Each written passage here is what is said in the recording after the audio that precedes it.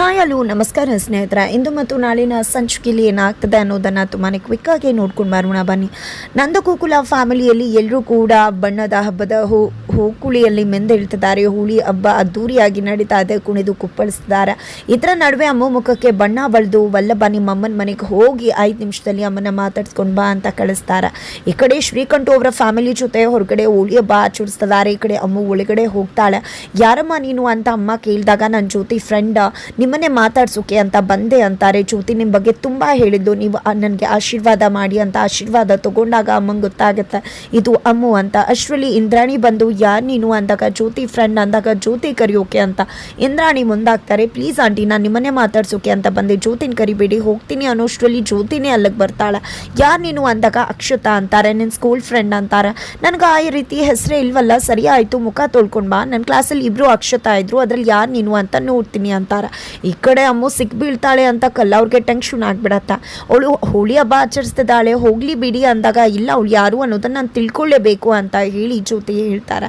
ಇತ್ತ ಕಡೆ ವಲ್ಲಭ ಫ್ಯಾಮಿಲಿ ಎಲ್ಲರೂ ಕೂಡ ಹೋಳಿ ಹಬ್ಬ ಆಚರಿಸ್ತಿರುವುದನ್ನು ನೋಡಿ ಶ್ರೀಕಂಠುಗೆ ಸಹಿಸೋಕ್ಕಾಗೋದಿಲ್ಲ. ಇವರು ಇಷ್ಟು ಖುಷಿಯಿಂದ ಆಚರಿಸ್ತಿದ್ದಾರೆ, ದೊಡ್ಡಪ್ಪ ಮತ್ತು ಅಪ್ಪ ಮನೆ ಒಳಗಡೆ ಹಬ್ಬ ಆಚರಿಸ್ತಾ ಇದ್ದಾರೆ, ಅದಕ್ಕೆಲ್ಲ ಕಾರಣ ಇವರೇನೆ.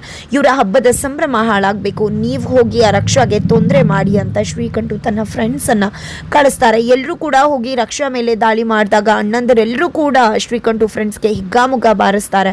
ನಂದವರು ಬಂದು ಕೊಚ್ಚಿಗೆ ಕಲ್ಲು ಹಸಿದ್ರೆ ನಮ್ಮ ಮುಖಕ್ಕೆ ಆರುವುದು ಬೇಡ ಬನ್ನಿ ಅಂದಾಗ ನಮ್ಮನ್ನೇ ಕೊಚ್ಚು ಅಂತೀಯ ಅಂತ ನಂದವ್ರ ಮುಂದೆ ಹೋಗಿ ಶ್ರೀಕಂಠು ನಿಂತ್ಕೋತಾರೆ. ನಾನು ಬೆವರು ಸುರಿಸಿರೋಷ್ಟು ನೀರು ಕುಡ್ದಿಲ್ಲ, ನಾನು ಸುಮ್ಮನೆ ನನ್ನನ್ನು ಕೆಣಕ್ ಬೇಡ, ಇಲ್ಲಿಂದ ಹೋಗು ಶ್ರೀಕಂಠು ಅಂತ ನಂದ ಹೇಳ್ತಿದ್ದಾಗೆ ಹೆದರ್ಕೊಂಡು ಶ್ರೀಕಂಠು ಈ ಕಡೆ ಬಂದ್ಬಿಡ್ತಾರೆ. ನಂತರ ನಂದವರು ಮನೆಯವ್ರು ಎಲ್ಲರನ್ನ ಕೂಡ ಕರ್ಕೊಂಡು ಹೋಗ್ತಾರೆ. ಆ ಕಡೆ ಅಮ್ಮು ಎಲ್ಲಿ ಅಂತ ಹೇಳಿ ಗಿರಿಜವ್ರು ಕೇಳಿದಾಗ ವಲ್ಲಭ 1 ನಿಮಿಷ ಅಮ್ಮ ಅಂತ ಹೇಳಿ ಹೊರಗಡೆ ಬರ್ತಾರೆ. ಹೇಗಾದರೂ ಮಾಡಿ ಅಮ್ಮನ ಕಾಪಾಡಬೇಕು ಅಂತ ವಲ್ಲಭ ಈ ಶ್ರೀಕಂಠು ಬಾರೋ ಏನೋ ಅನ್ಕೊಂಡಿದ್ಯಾ ಹಂಗೆ ಹಿಂಗೆ ಅಂತ ಗಲಾಟೆ ಕರೀತಾರೆ. ಶ್ರೀಕಂಠು ಹೋಗಿ ವಲ್ಲಭನ ಮೇಲೆ ಗಲಾಟೆಗೆ ಬೀಳ್ತಾರೆ. ಅಮ್ಮ ಕಾಪಾಡಿ ಅಮ್ಮು ಅಮ್ಮ ಅಂತದ್ದಾಗೆ ಅಮ್ಮಗೆ ಗೊತ್ತಾಗತ್ತೆ ವಲ್ಲಭ ಯಾವುದೋ ತೊಂದರೆಗೆ ಸಿಕ್ಕಾಕೊಂಡಿದ್ದಾನೆ, ಏನು ಮಾಡೋದು ಅಂತ. ಈ ಕಡೆ ಸಿಂಕಲ್ ಮುಖ ತೊಳ್ಕೊಡಿ ಅಂತ ಹೇಳ್ತಿರ್ತಕ್ಕಂತಹ ಇಂದ್ರಾಣಿ ಅವರು ಕೂಡ ಅಲ್ಲಿ ಗಲಾಟೆ ಆಗ್ತಿದ್ದಾಗೆ ಎಲ್ಲರೂ ಕೂಡ ಅಲ್ಲಿ ಹೋಗ್ತಾರೆ. ಅಷ್ಟರಲ್ಲಿ ನಂದ ಅವರು ಬಂದು ಗಲಾಟೆಯನ್ನು ನಿಲ್ಲಿಸ್ತಾರೆ, ಮಗನನ್ನು ಕರ್ಕೊಂಡು ಹೋಗ್ತಾರೆ. ಅಮ್ಮು ಕೂಡ ವಲ್ಲಭನ ಜೊತೆ ಮನೆ ಸೇರ್ಕೋತಾಳೆ.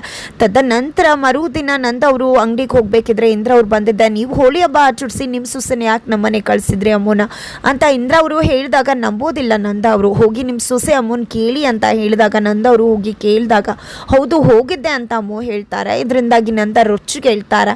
ಆದರೆ ಇಲ್ಲಿ ಅಮ್ಮದೇನು ತಪ್ಪಿಲ್ಲ, ನಾನೇ ಕಳಿಸಿದ್ದು ಅಂತ ವಲ್ಲಭ ಹೇಳಿದಾಗ ಇಲ್ಲಿ ನಂದ ಅವರು ಕೆಂಡವಾಗ್ತಾರೆ. ಏನಾಗುತ್ತೆ ಮುಂದೆ